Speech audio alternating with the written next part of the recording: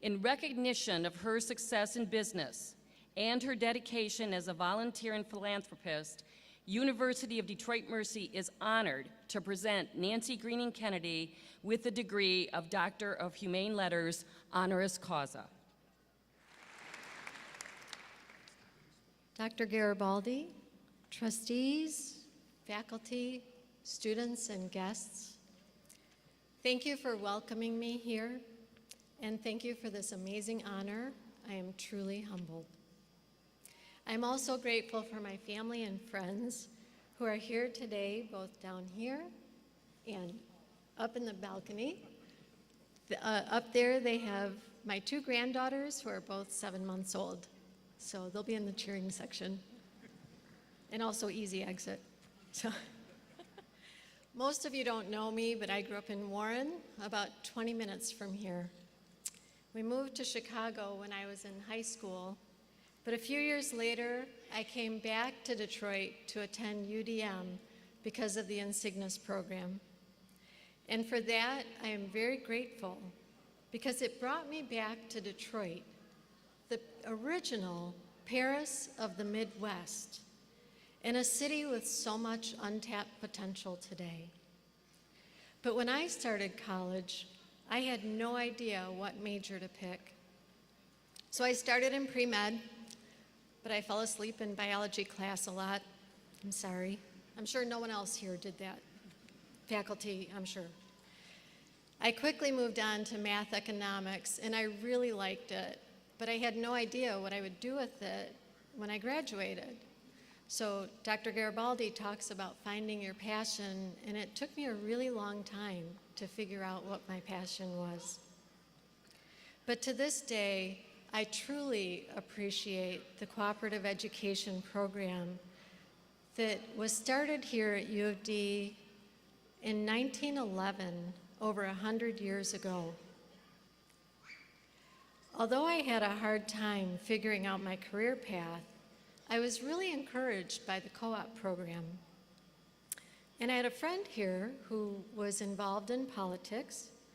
So while I was still studying my math economics, my friend connected me with the office of a congressman. And I was able to intern in Washington, D.C. during the fall semester of my junior year. After that, I switched into the business school, and I did another co-op during my senior year, this time in public accounting. I had these 2 great experiences, plus I did some student teaching while I was here on campus. All this because this great university encouraged me, just like Dr. Garibaldi is encouraging you, even as an undergraduate student, to put my education to good use. I still graduated on time, but with a slew of work experiences under my belt. And that was the benefit of that great co-op program here. I also happened to meet my husband while I was here. And while I tend to be a very involved person, my husband takes engagement to a whole new level. For example, when I was growing up, I thought of Monopoly is a really boring game. You just kept rolling the dice, and the game went on forever, and I avoided it at all costs. But John really loved an entirely different game called Monopoly. Same board, same park place, jail, railroads, same thimble and top hat going around the board. But in his game, the dice were pretty irrelevant due to the intense negotiating that started by about his 2nd or 3rd turn. And that was just Monopoly. I'd never heard of the game called Risk. Needless to say, opposites attract. And now we've been married almost 34 years, and I'm very grateful.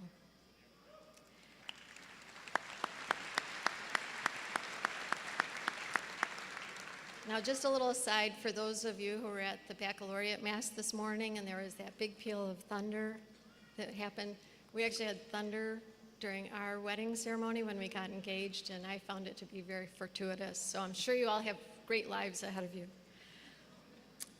But in 1988, we moved into the very real game of owning a business ourselves.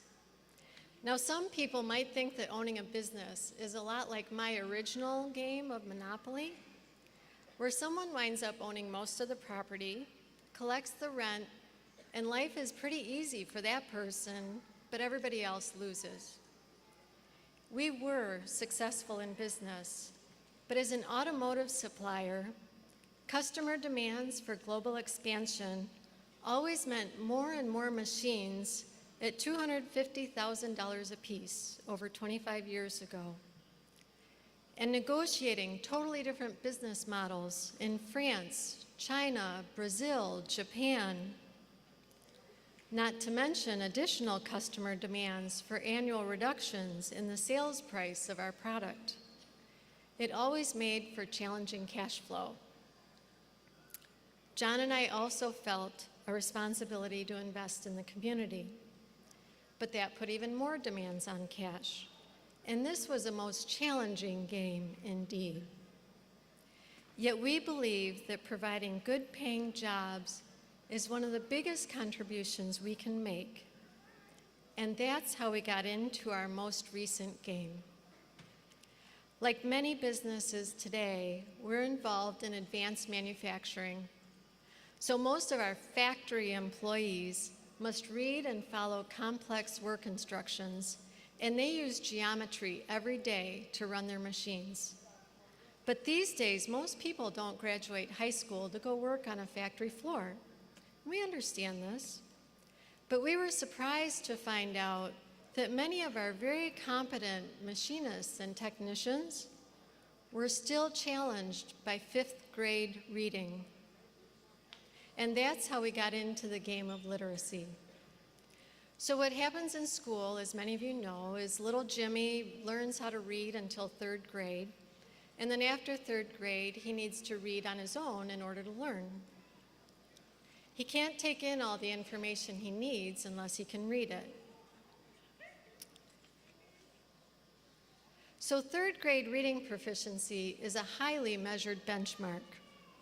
In our country, the land of opportunity, less than half of 3rd graders read at grade level.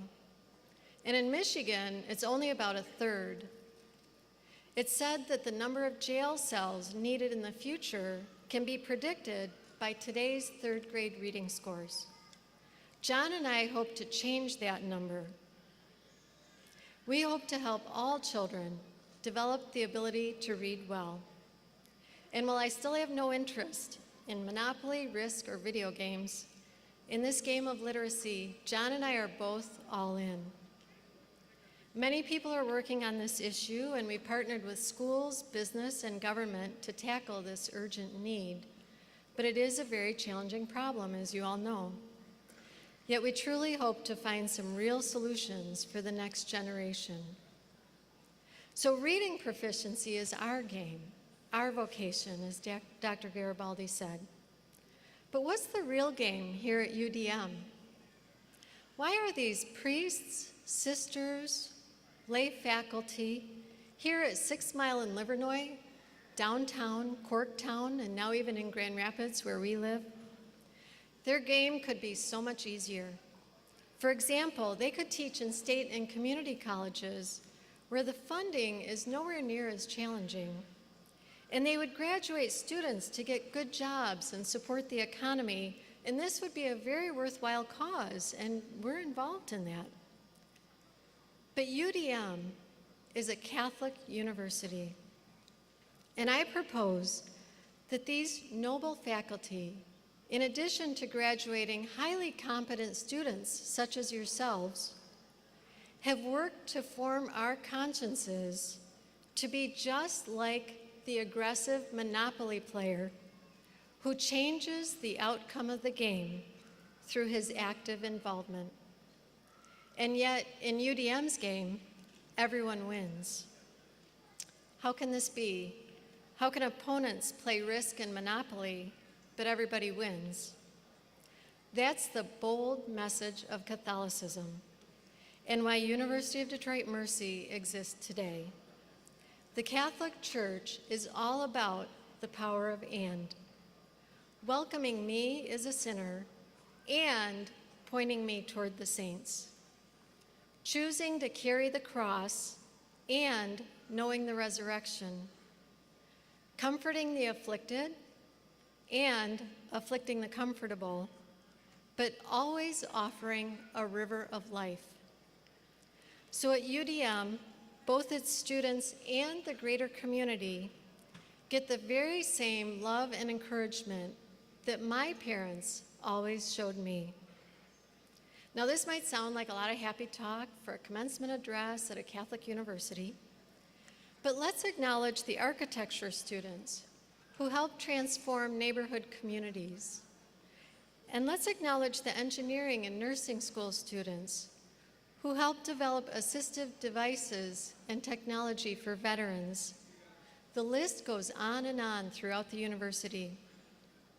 Personally, I see the community work of the Business Schools Advisory Board members. Just recently, our leader, Brad Simmons, received the Heart of Haven Award for his work on domestic violence. And Joyce Hayes-Giles, another advisor, received the Distinguished Warrior Award from the Urban League.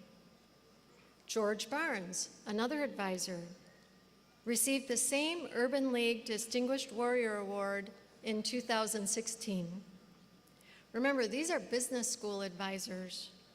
But like you students throughout the university, they showcase for us the transformative outreach that we were all trained to do by this amazing institution. And that's the game here at UDM. So I congratulate all of you on your success, and I welcome you as you migrate from students to this team of graduates who look around, figure out the really important games in life, and help everyone win using the skills we learned here at University of Detroit Mercy. Thank you again, and God bless you.